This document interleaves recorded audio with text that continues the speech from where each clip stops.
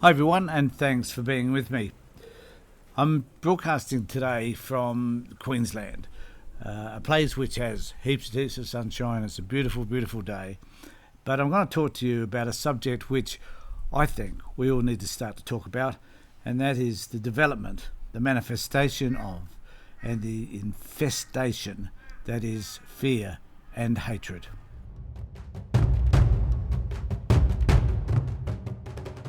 So one of the questions I've been asking myself lately is, why are people so angry? We've seen in the UK recently, and I've got a clip to show about this, which is a Sky News clip, which doesn't tell us all that much, apart from the fact that there's been a lot of protests and there's been a lot of disruption, all because people, for whatever reason, are angry about immigration. And we need to be asking ourselves, what is this really all about? What are people really afraid of? And we need to be thinking about who manifests this fear, like who is stoking the fear that people are experiencing around immigration. And we need to be able to make decisions about how to do about it, what to do about it. So what are the underlying issues which create the fear in the first place? So one of the reasons I think that this is so dominant is because there is a failure to accept differences in other people. So there's this notion that because we're white, for some particular reason, we're superior to everybody else, and that somewhere along the line, our culture will be taken from us by these others, by whoever these other people are. The thing that interests me most is that we don't understand necessarily what our own culture is. We find it hard to define our own culture. In Australia, we say that our culture is based on a fair go.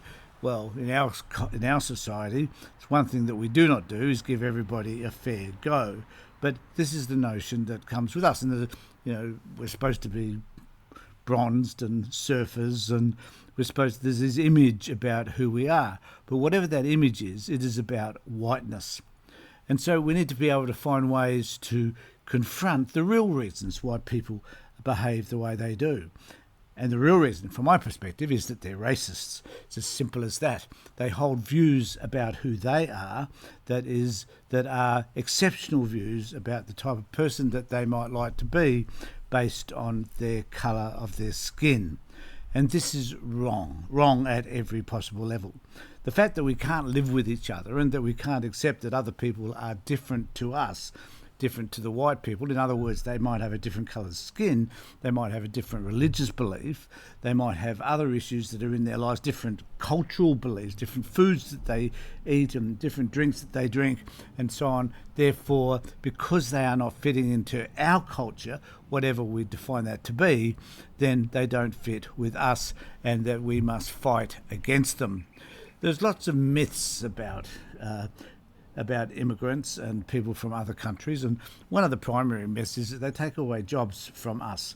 That is not true. They do not. The number of people that immigrate to a country is really small compared to the majority of the people that live in that country, and the jobs that they take are often jobs that other people, that white people generally don't want.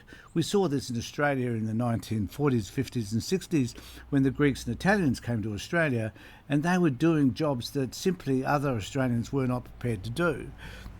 As a result, they're the backbone of our country, and we need immigration.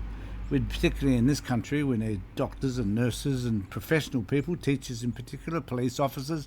We need those people because we just don't simply have enough of our own.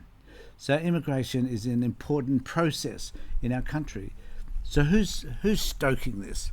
Well, the people like Nigel Farage and Andrew Tate, these two terrible, disgusting individuals, are those people that tend to want to stoke this.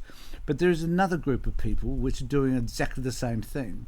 And there's Elon Musk, of course, is one of those, but also the media. And I've got a video here that I want to play just briefly about Sky News' version of what happened in the UK. And one of the interesting things I think that is happening that we need to be mindful of is that this is having a different effect now than what we thought it would.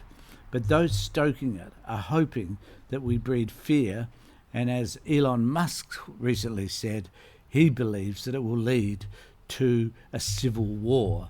Now, I don't know why a character like Musk, the clown that he is, would think that's the case, but it actually will not, because there'll be people that will stand up, people like myself, people perhaps like you, who might stand up against this and say, no, this is not going to happen on my watch, and that I have a different view of who these people are than the minority of people that are white, racist, Nazis, fascists, and whatever.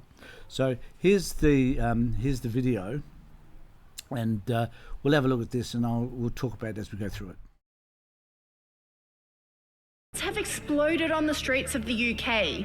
Far-right groups clashed with Muslim groups in Birmingham after emotions boiled over following a deadly stabbing rampage. Sky News All-Stars Peter Credlin, Esther Kraku and Andrew Bolt take a look at the unfolding situation. Now, I'm not going to play what those people have said. Take my word for it. It is full of racial tropes. It is full of hate. It is full of fear. And it's people like those people just mentioned who are specifically stoking this particular issue and making it worse without actually, in many cases, even having a look at the facts.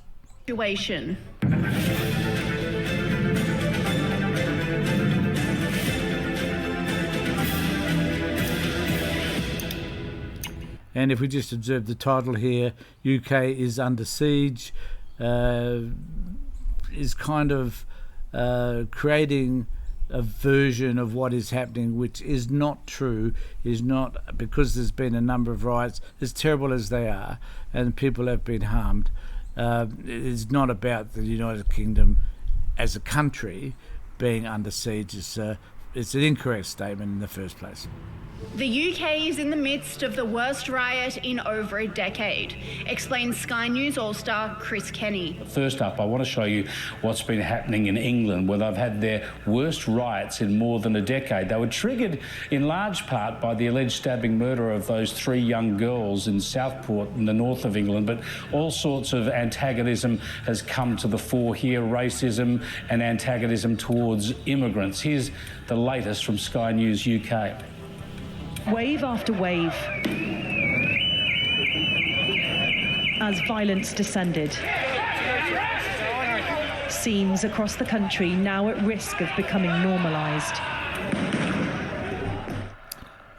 And I think one of the things, at the end of that commentary, the commentator did say that this sort of violence is becoming normalised. It is actually quieting down, and there are a number of people who are making a stand against this terrible, terrible behaviour. Remembering that this behaviour is stoked by a few people, and it's the media that has stepped in and decided, like Sky News, for example, that have decided to exacerbate this terrible issue, which stokes the right wing's beliefs around immigration as being so wrong, that these people in particular are unhelpful, that they are not contributing anything to society, which is completely false. So we need to we fail to not only understand what culture is and what these other people's cultures are, but we need to be mindful of this notion, I think, that we're losing something, that something's being taken from us, that for whatever reason, the people that are coming into our country are robbing us of a belief system which unfortunately we ourselves do not understand, a belief system we do not believe in, a belief system which we find difficult in itself to articulate. And this hate and fear produces nothing of material value. All it does is encourage those people who have those underlying beliefs in the first place. It encourages them to discuss them, to get together as a group, to be able to manifest those terrible, hateful behaviours as a collective, as opposed to doing it as individuals, because they wouldn't do that, because basically these people like Nigel Farage and others and Elon Musk and Andrew Tate in particular are all cowards. And why is it that we're listening to these clowns? These people have got terrible backgrounds, terrible pasts. They don't represent the majority of the population. In fact, my belief is the majority of the population are extremely tolerant of people that are different. It's these people who want their beliefs to become the main narrative, the discussion point, the thing that we must be talking about all the time, because at the end of the day, they believe that they are right and that they're going to change the world, the country, whatever, for the better, when in actual fact, all those people on Sky News and these others are just simply going to destroy it. So be mindful. This is something that's going to be manifesting itself over and over again, and we need to be careful to name it for what it is, which is just stoking fear and hate. And that at the end of the day, it's not going to go anywhere. It's not going to produce anything that has value to anybody. So thanks for being with me, everybody. Take care, look after yourselves. And more importantly, remember to subscribe to my channel and ring the bell for further notifications. Catch you later. Bye.